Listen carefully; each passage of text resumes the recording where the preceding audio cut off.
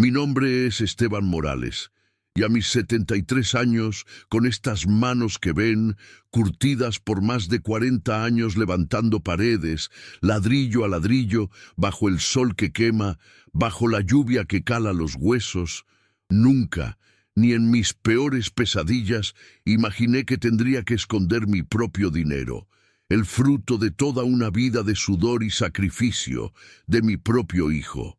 Sí, de Santiago, el mismo por el que respiré y trabajé, el mismo al que di hasta lo que no tenía. Pero no se equivoquen, no. Este viejo no es tan tonto como parece. Lo que él no sabía es que este viejo albañil, el que él llamaba estorbo y viejo inútil, tenía y tiene un as bajo la manga. Y esa historia, la de cómo un padre fue traicionado y cómo encontró una venganza digna, esa es la que les quiero contar hoy. Con café, sí, como siempre, pero con un sabor amargo en la boca que me ha durado años. Un sabor que por fin empieza a endulzarse. ¿Sacrificios? Ja, ja, ja. Si yo les contara, pero no les voy a contar generalidades, no. Les voy a contar los pequeños martillazos, uno a uno, que fui dando en mi propia alma para construir la vida de mi hijo. Porque cada ladrillo, cada dólar ahorrado, cada dolor en la espalda, tenía un nombre. Santiago. Recuerdo el día que nació. Era un día de lluvia, torrencial. Yo estaba en la obra, calándome hasta los huesos, y me llamaron. Corrí como nunca.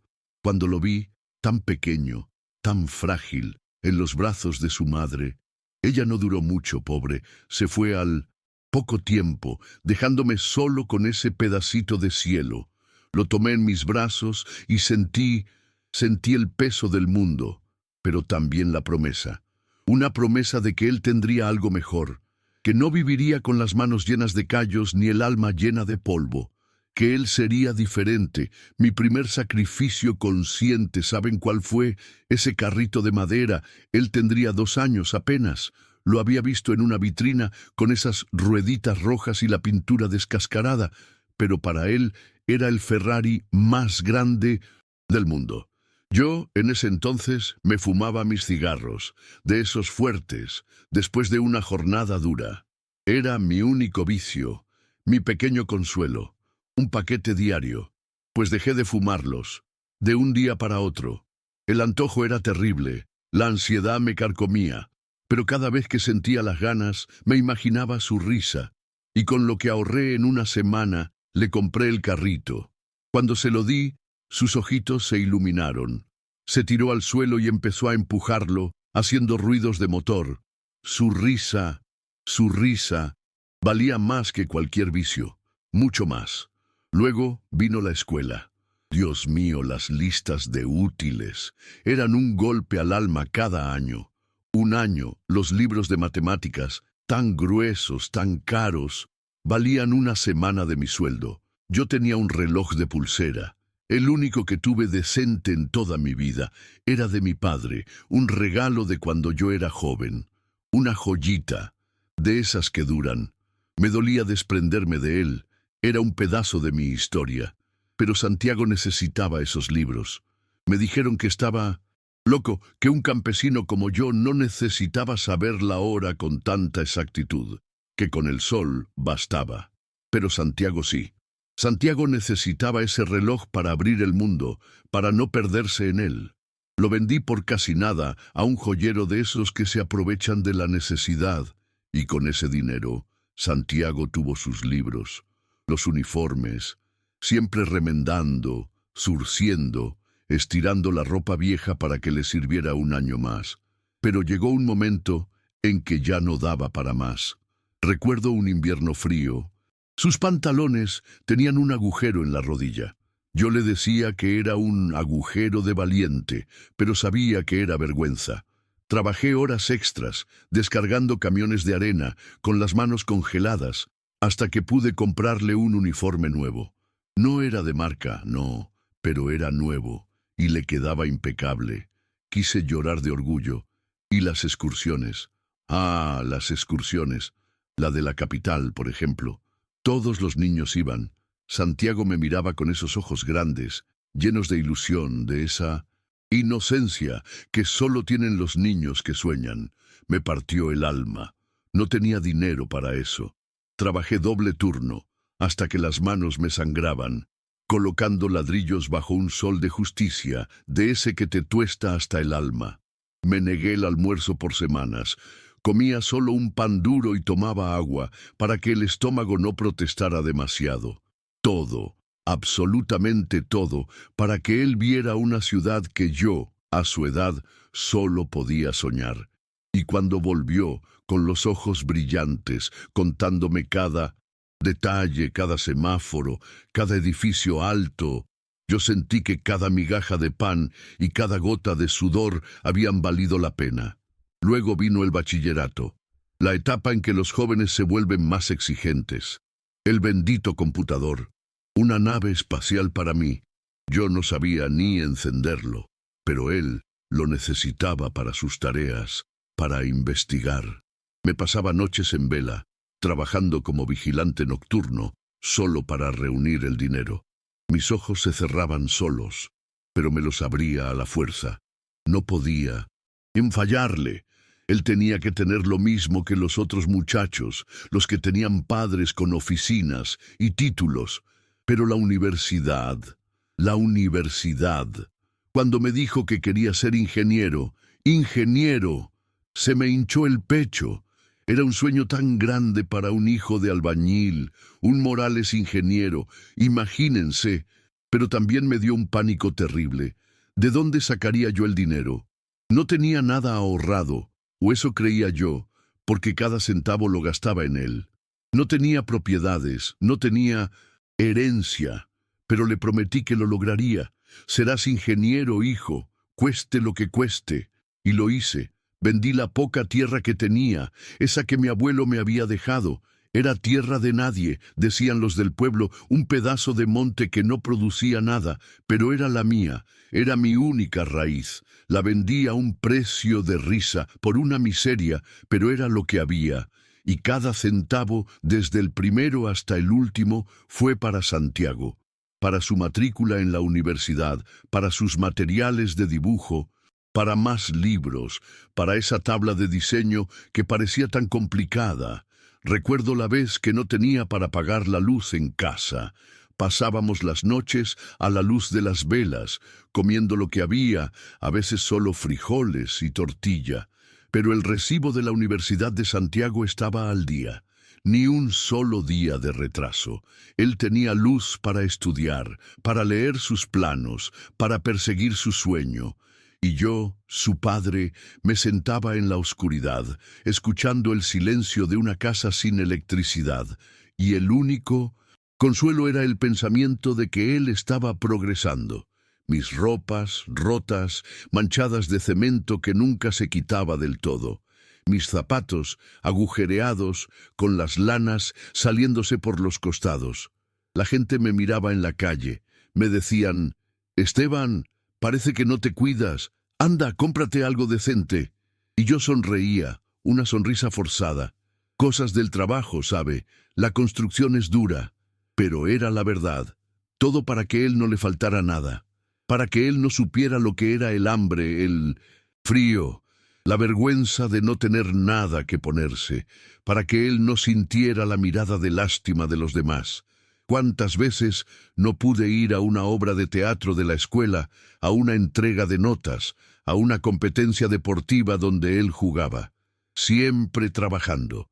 Por las mañanas en la obra, por las tardes buscando algún trabajito extra, arreglando techos, pintando paredes. Me dolía en el alma ver a otros padres aplaudiendo, abrazando a sus hijos. Yo solo podía imaginarlo.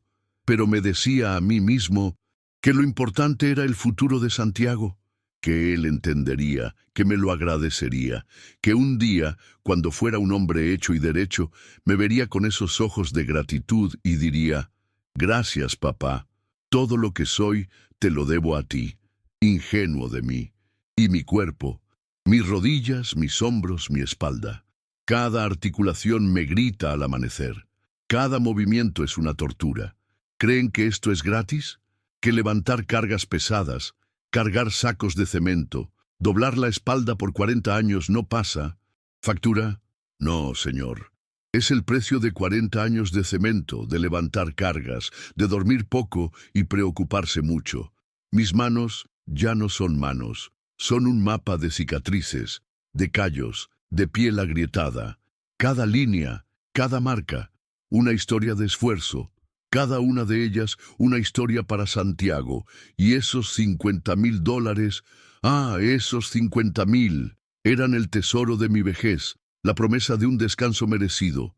Cada moneda, cada billete de cada sueldo, por pequeño que fuera, iba para esa alcancía que no era de niño, no. Era mi vida, era mi seguro, mi dignidad para no ser una carga. No era mucho, lo sé. Para un ingeniero, para la gente de la ciudad, $50,000 son, a lo mejor, el abono de un coche de lujo. Pero para mí eran mis 40 años, eran mis noches sin dormir, mis almuerzos perdidos, mis dolores de espalda. Eran mi vida, eran mi todo, y lo ahorré con la esperanza de que cuando ya no pudiera levantar un ladrillo, tendría un colchón, una pequeña dignidad para acabar mis días. Así fue mi sacrificio, así fue mi vida, una vida por él, por Santiago. Y ahora, cuando lo pienso, me doy cuenta de lo ciego que estaba. Pero ya ven, las vendas caen, y a veces caen de la forma más dolorosa posible. Cuando se graduó, Dios mío, creí tocar el cielo con las manos. Mi hijo, ingeniero, un Morales ingeniero. El orgullo me desbordaba. Lloré de felicidad ese día, sí. Pensé que ahora sí, recogeríamos los frutos, que por fin la vida nos sonreiría a los dos.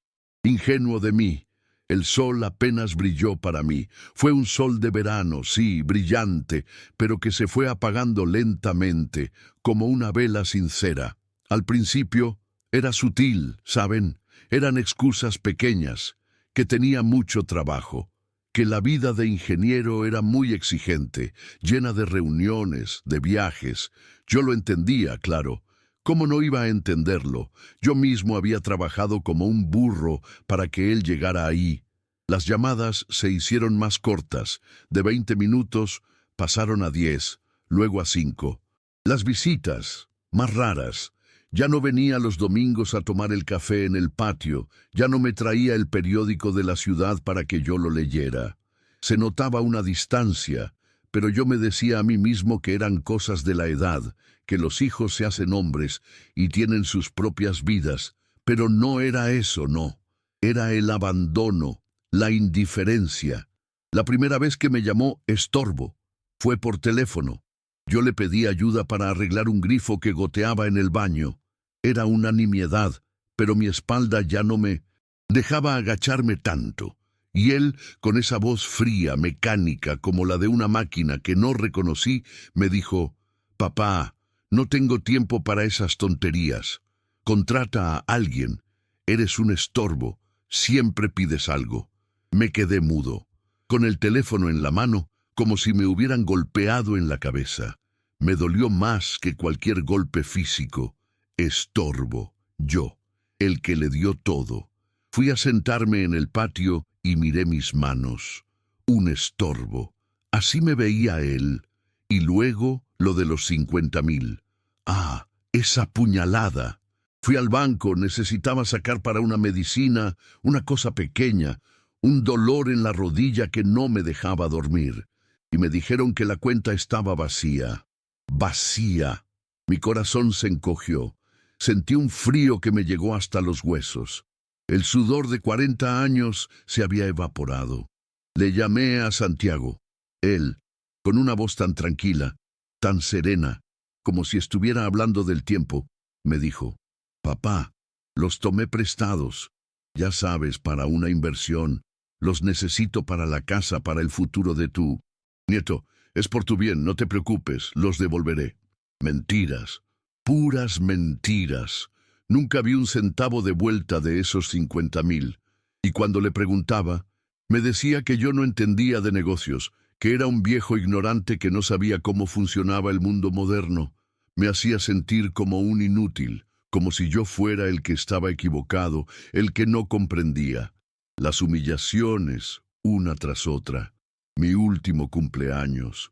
Preparé un asado, puse el patio bonito. Creí que vendría, que estaríamos en familia como antes, pero me dejó plantado hasta tarde. Solo vino una hora, hablando por teléfono la mayor parte del tiempo, de negocios, de gente importante. Ni un abrazo sincero. Me trajo un regalo, una de esas cajas de herramientas baratas, de plástico, cuando sabía que yo tenía las mías de toda la vida, aún buenas, de acero fuerte, que él mismo me había visto usar desde niño. Fue un desprecio, una bofetada sin mano, como si dijera, toma esto, viejo, para tus jueguitos. Una vez, en una reunión familiar, en casa de su suegra, gente de dinero, me sentaron al final de la mesa, casi en la cocina, como si fuera el mozo. Santiago ni me miró. Hablaba con sus amigos, con gente importante. Yo, su padre, el que le dio todo, el que le pagó esa misma corbata que llevaba, era invisible. Escuché cómo se reían y hablaban de inversiones, de viajes, de cosas que para mí eran de otro planeta. Me sentí ajeno, como un mueble viejo empolvado, y no solo me ignoraba, también me humillaba con sus palabras. Le escuché con mis propios oídos decir a sus amigos, con un tono de disculpa, sí, mi padre es un buen hombre, sí, muy trabajador, pero es un albañil. No entiende de estas cosas, del mundo de ahora, de los negocios. Vive en su propio mundo de cemento, como si mi trabajo, mi vida, fuera algo de lo que avergonzarse, como si mis manos, las que construyeron su vida, fueran algo sucio. Me hervía la sangre, pero ¿qué iba a hacer? ¿Armar un escándalo? ¿Humillarme más? No, me mordí la lengua y tragué el nudo en la garganta, y lo del bebé que viene, ja, ja, ja, qué ironía amarga. Me llamó con esa voz melosa, pegajosa, que solo usa cuando quiere algo. Me dijo que iba a ser abuelo, que necesitaba ayuda, que la casa, que los gastos, que todo era muy caro. Quería más dinero, más, cuando ya me había dejado sin nada de lo que tenía en el banco. Dijo, es para tu nieto, papá. ¿No quieres a tu nieto? Es tu sangre. Esa manipulación me dio náuseas. Sentí que comía su propia mierda y quería que yo me la tragara también. Pero esta vez algo cambió dentro de mí. Una chispa, un hartazgo. Cada una de esas cosas fue un golpe, un martillazo al alma. No era el dinero, ¿saben? El dinero va y viene. Era el desprecio. Era ver cómo el hijo que criaste, al que le diste tu vida, al que le distaste hasta la última gota de tu sudor, te mira como a una cucaracha, como si fueras una carga inútil, como si tu vida no hubiera valido nada. Sentí que me había robado no solo el dinero, sino la dignidad, la memoria de lo que yo había sido. Me hundía en un pozo de amargura, pero ese pozo fue el abono para algo más grande, para algo que él nunca esperó.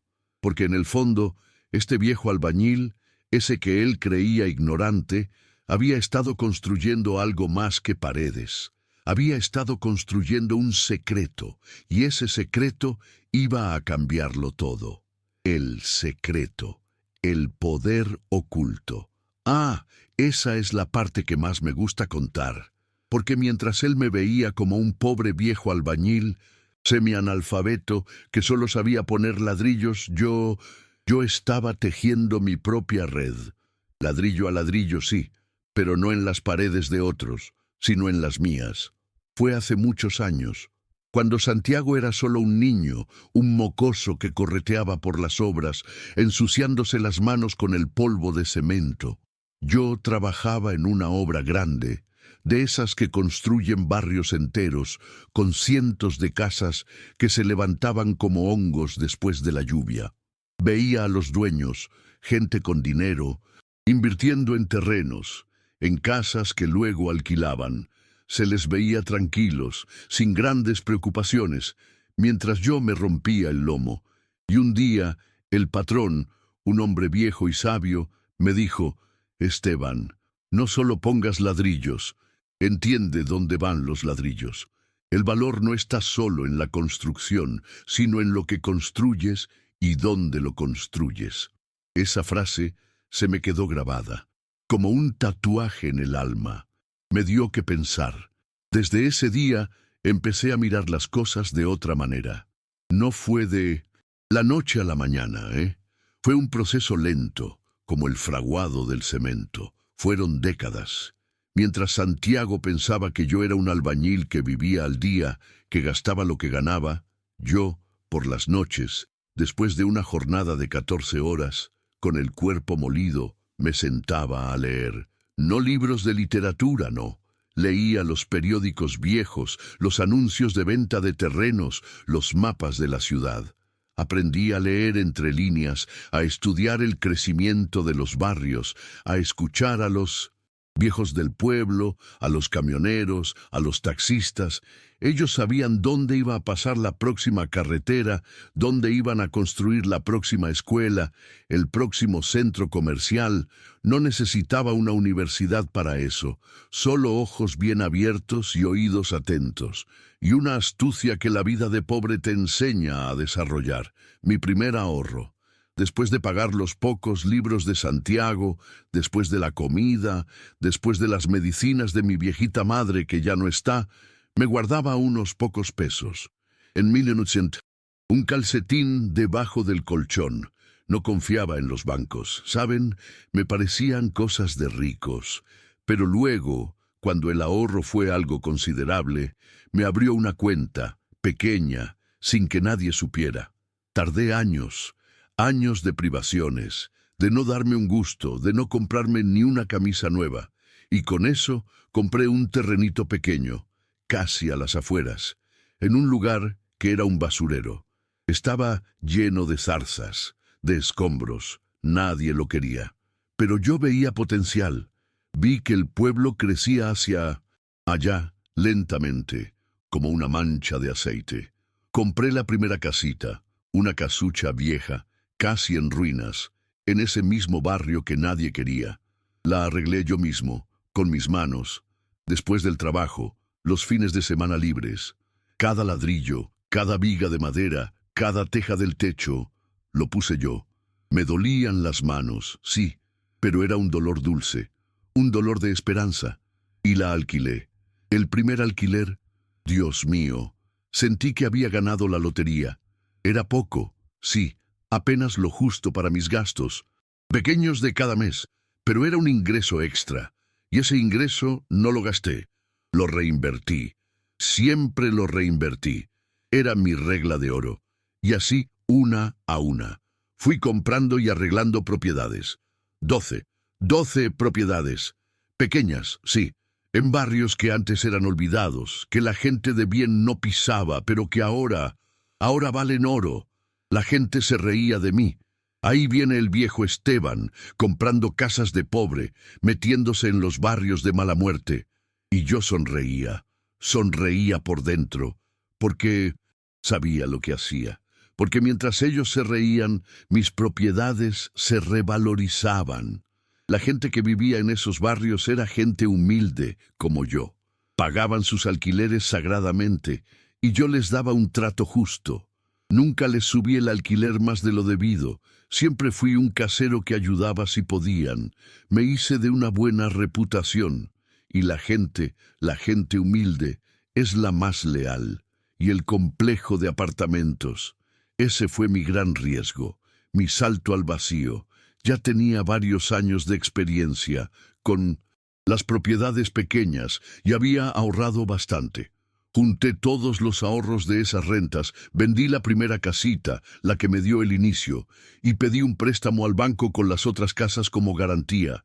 Tenía miedo, claro, miedo de perderlo todo, pero estaba convencido. Construí los primeros 2 apartamentos de un golpe. Era un barrio que iba a crecer, lo sabía por mis fuentes secretas, por mis conversaciones con los que sabían. Tuve que supervisar todo, negociar con proveedores de materiales, hacer yo mismo mucho del trabajo pesado, cargar sacos de cemento, mezclar concreto. estar ahí desde el amanecer hasta que caía el sol.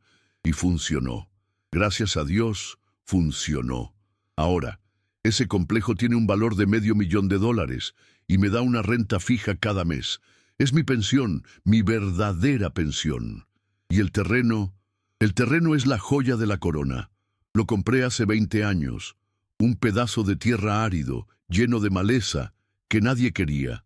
Estaba en medio de la nada, decían, pero estaba justo donde se planeaba construir la nueva autopista, la que iba a conectar la ciudad con el puerto. Lo supe por un amigo, un viejo topógrafo, de esos que han visto el mundo desde arriba. Un día, borracho, en una cantina, con la lengua floja, me soltó el secreto.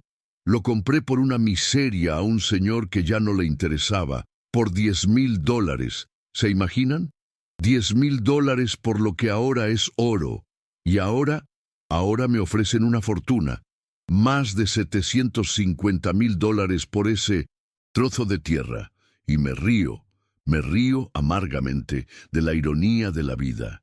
Ellos con sus títulos, sus estudios, sus inversiones en la bolsa, y yo, el viejo albañil, el que solo ponía ladrillos, el que escuchaba y observaba, tenía la fortuna en mis manos. ¿Y por qué lo mantuve en secreto? Esa es la pregunta del millón. Siempre tuve miedo. Miedo de que el dinero cambiara a Santiago. Lo vi en otras familias, en otros hijos de gente trabajadora que de pronto se volvían ricos. La plata corrompe, la plata saca lo peor de la gente. Yo quería que Santiago valorara el trabajo, el esfuerzo. Quería que él hiciera su propio camino, que aprendiera el valor de cada centavo, como lo hice yo, desde cero. Pensé que, si sabía que yo tenía algo, se relajaría, no se esforzaría, que viviría de mi trabajo. Quería que fuera un hombre de bien, no un parásito. Qué equivocado estaba, ¿verdad? Me equivoqué en la lección, creo. También quería que entendiera que el dinero no cae del cielo, que se gana con sudor, con sacrificio, con inteligencia, sí, pero no la de los libros, sino la de la calle, la de la vida. Que lo importante no era lo que se tenía, sino cómo se conseguía y cómo se usaba. Él nunca entendió eso. Y también era mi seguro, mi pequeño secreto, mi dignidad. En caso de que todo saliera mal, de que Santiago no me valorara, yo sabía que no estaría desamparado, que no sería una carga para nadie. Nunca quise ser una carga. Quería tener mi propio respaldo, mi propia libertad. Era mías bajo la manga, mi último recurso. Nunca pensé que tendría que usarlo contra mi propio hijo, pero la vida tiene sus caminos retorcidos. Ahora que les cuento todo esto, siento un alivio, como si me quitara un peso de encima que llevé por décadas. Ustedes son los primeros en saberlo, además de mis abogados, claro. Siento que me entienden, que no me juzgan, que ven que no soy un simple viejo tonto, y eso vale más que cualquier fortuna o cualquier abrazo falso. Porque la dignidad no tiene precio, y la mía la estoy recuperando ladrillo a ladrillo, como la construí. Fue después de que me pidiera más dinero para el bebé. Esa fue la gota que colmó el vaso. Mi corazón se rompió definitivamente. Sí, no había solución para esa relación. Era una herida que no dejaba de sangrar y él seguía echando sal. Fue ahí cuando dije, basta. Este viejo ya ha aguantado suficiente. Es hora de que Santiago coseche lo que ha sembrado. Y va a cosechar una lección. No podía seguir viviendo así, con el alma enconada, con esa rabia silenciosa, con el dolor de la traición. Tenía que hacer algo. Por mí, por mi honor. Fui a ver a mi abogado, don Ricardo, el mismo que me ayudó con la compra-venta de las propiedades. Un hombre de confianza, de esos que aún quedan, con escrúpulos. Le conté toda mi historia, desde el principio, con lujo de detalles. Le hablé de Santiago, de sus desprecios, de su robo, de su avaricia. Se sentó, me escuchó con atención, sin interrumpir. Al final, Me miró con los ojos vidriosos, casi con lágrimas. «Don Esteban», me dijo, su voz era suave, casi un susurro. «Su hijo no sabe lo que se pierde. Pero usted tiene la oportunidad de hacer el bien, dejar un legado de verdad, un legado que no se mide en billetes, sino en vidas transformadas». Sus palabras me dieron la fuerza que necesitaba. Lo primero fue vender el terreno, ese pedazo de tierra árido que nadie quería, el que me había revelado el viejo topógrafo. La oferta era jugosa, $750,000 en efectivo. Firmé los papeles y sentí un poder que nunca había imaginado. Un poder para cambiar las cosas. No un poder para comprar lujos, no, sino un poder para hacer justicia, para dejar una marca diferente, y entonces orquesté un encuentro. Con calma, con una serenidad que me sorprendía a mí mismo. Le llamé a Santiago. Él, claro, pensando que iba a darle el poco dinero que me quedaba, o lo que él creía que me quedaba, llegó rápido. Con una sonrisa de hiena. Llevaba su traje de ingeniero, su reloj caro, sus zapatos brillantes. Había bajado de su coche nuevo, reluciente, y yo, con mis ropas de siempre, mis pantalones de trabajo, mi cara arrugada por el sol y los años. La imagen era tan clara, tan dolorosa. Dos mundos. Uno, el que se había construido con la espalda doblada. El otro, el que se había construido sobre mi espalda. Le ofrecí café. Hablamos de tonterías al principio, del tiempo, de la salud, de su trabajo, de lo bien que le iba. Él hablaba con arrogancia de sus proyectos, de sus viajes. Yo lo escuchaba, y de pronto corté la conversación. Lo miré fijamente, a los ojos, y le dije: «Santiago, me has pedido dinero para tu hijo, para mi nieto, y yo siempre he querido que tuvieras lo mejor, que no te faltara nada, que fueras un hombre de bien, pero tú me has robado mi vejez, me has llamado estorbo, has pisoteado mi dignidad». Él intentó interrumpirme, claro, nervioso, con una actitud que quería ser de superioridad, pero que se le notaba la falsedad. «Papá, no digas eso, te quiero. Es que estoy estresado. Todo lo hago por tu nieto, para darle un futuro». «Mentiras, puras mentiras». La voz le temblaba un poco, pero no de arrepentimiento, sino de miedo a perder. Silencio.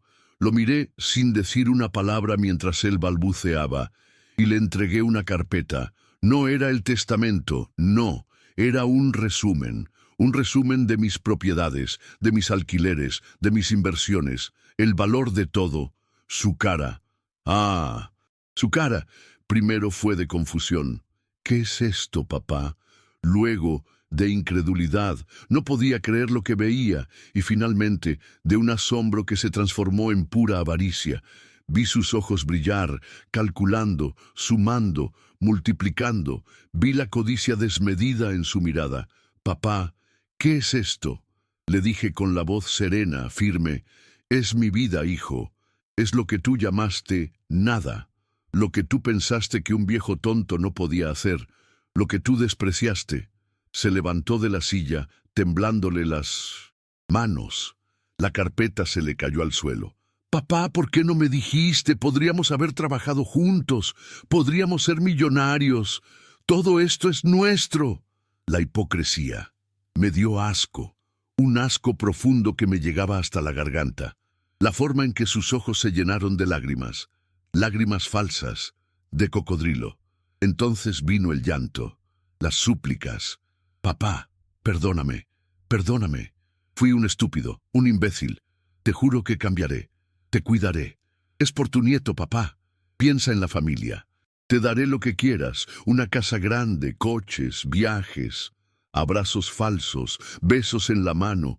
Me rogaba, se arrastraba, prometía que me cuidaría, que me daría una vida de rey. Daba pena si no fuera porque sabía que todo era una farsa. No era arrepentimiento, era miedo, miedo a perder la vaca lechera que acababa de descubrir. Lo detuve, lo alejé de mí, suavemente pero con firmeza. «Ya es tarde, hijo. Es demasiado tarde». Su cara se contrajo. Tuviste tu oportunidad, tuviste todo de mí, mi trabajo, mi vida, mi sangre, y lo despreciaste, me dejaste solo, me robaste. Lo que ves aquí, este dinero, esas propiedades, no son para ti, nunca lo fueron, y menos ahora que sé quién eres de verdad. Y le solté la bomba, la verdadera bomba, esa que hizo que su mundo se desmoronara. Mi dinero, Santiago, el que gané ladrillo a ladrillo, ese que tú despreciaste como el de un viejo inútil, ese dinero va a tener un propósito digno. Se va a construir un gran centro comunitario aquí, en nuestro barrio. Para los jóvenes, para los viejos, para la gente de trabajo como yo, se van a dar becas para albañiles, para que otros jóvenes tengan la oportunidad de estudiar, de salir adelante, como la que yo te di a ti y tú tiraste por la borda. Y se va a cuidar de doña Carmen, mi vecina, la viejita que me ha dado un plato de comida, un café caliente, una palabra amable cuando tú no estabas. Ella sí sabe lo que es el valor humano. Tú no sabes nada de eso. Tú solo sabes de números y de planes que no se construyen con el corazón. Su cara se descompuso. No había vuelta atrás. Primero, no me creyó. Estás loco, viejo. No puedes hacer eso. Es mi herencia. Es la herencia de tu nieto. Luego, la furia. Me gritó, me insultó. Dijo que yo estaba senil, que no sabía lo que hacía, que me arrepentiría, que me denunciaría, que era su herencia, su herencia. La audacia. Le dije, haz lo que quieras, Santiago, ya no me importa, porque mi dignidad es así que no tiene. Precio, y la tuya la vendiste por $1,000,000. Se fue. Dio un portazo tan fuerte que todos los pájaros del patio salieron volando, y yo sentí un vacío. Sí, un vacío, porque pese a todo era mi hijo, la sangre de mi sangre, pero también una inmensa paz. La paz de quien ha soltado una carga pesada. La paz de quien ha puesto las cosas en su lugar. La paz de quien ha recuperado su dignidad.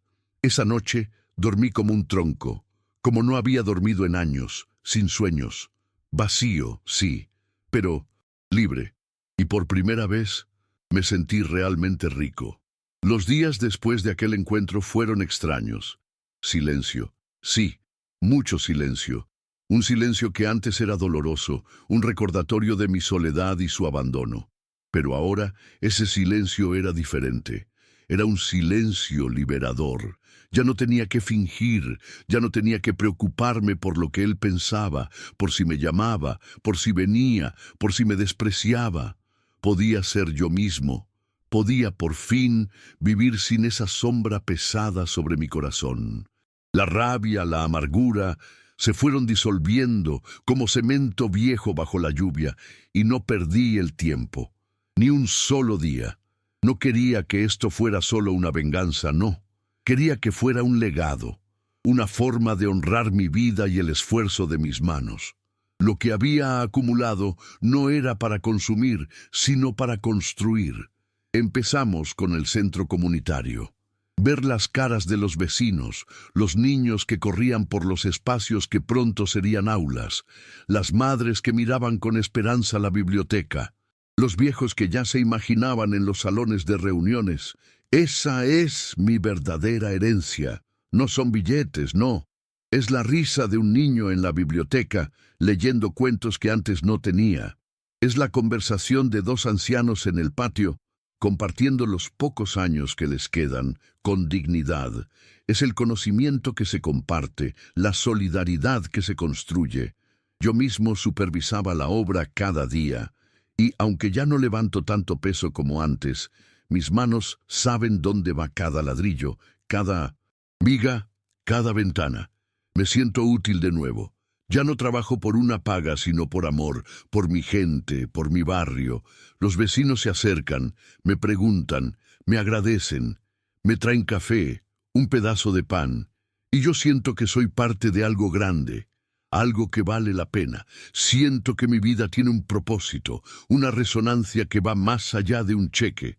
Las becas. Ah, las becas para esos jóvenes. Ver a esos muchachos con los mismos ojos de ilusión que tuvo Santiago, pero con el hambre de aprender, de salir adelante por sí mismos, con esfuerzo, con disciplina. Esa es la verdadera recompensa, saber que mi sacrificio, el de mi vida, no fue en vano. Que otros, que sí valoran la oportunidad, tendrán la posibilidad de estudiar, de ser arquitectos, ingenieros, topógrafos, lo que quieran, sin tener que vender su alma o su dignidad. Les hablo de mis experiencias, de los trucos del oficio, de la importancia de no olvidar de dónde vienen, de que el cemento en las manos no es vergüenza, es honor. Y doña Carmen, mi viejita vecina, una mujer que siempre estuvo ahí, con una palabra amable, un plato de comida caliente cuando mis ollas estaban vacías, una sonrisa sincera, cuando le dije que su alquiler y sus medicinas estarían pagados de por vida, que no se preocupara más por el dinero. Sus ojos se llenaron de lágrimas. Lloró, me abrazó. Esteban, me dijo, usted es un ángel. Dios lo bendiga. No soy un ángel, doña Carmen. Solo soy un hombre que aprendió una lección muy dura, que el amor verdadero no se compra con dinero, y que la familia a veces no es de sangre, sino de corazón. Ella me devuelve con su cariño, con su compañía, lo que no tengo de nadie más. Ahora, cuando camino por el barrio, la gente me saluda con respeto, con cariño, no como el viejo albañil, no, sino como don Esteban. Siento que soy parte de algo, que mi vida tiene un propósito. Y eso, amigos míos, es la verdadera riqueza. Es la serenidad del alma, la paz en el corazón. Aprendí que el amor de un hijo no se garantiza con sacrificios, que la ingratitud es una enfermedad del alma, una enfermedad que pudre la conciencia, y que la dignidad se gana cada día, no por lo que tienes, sino por cómo vives, por cómo tratas a los demás, por el legado que dejas. Mi hijo, Santiago, con toda su ingeniería y sus estudios, con sus trajes caros y su coche reluciente, nunca entendió eso. Él creyó que la vida era una suma de ceros a la derecha en una cuenta bancaria. Yo le demostré, a mi manera, que la vida es una suma de valores, y que algunos valores, como la lealtad, la bondad, el respeto y la gratitud, no tienen precio. Él me dijo, estorbo.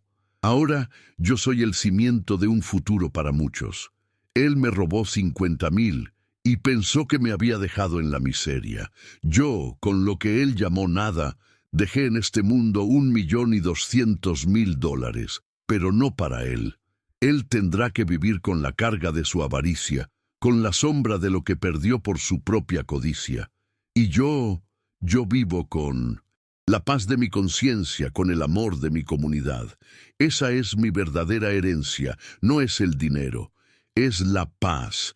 Dicen que el dinero no compra la felicidad, y es verdad, pero a veces sirve para comprar la libertad de ser uno mismo, la libertad de dejar un legado que valga la pena, la libertad de no ser un estorbo para nadie y de ayudar a quien sí lo necesita.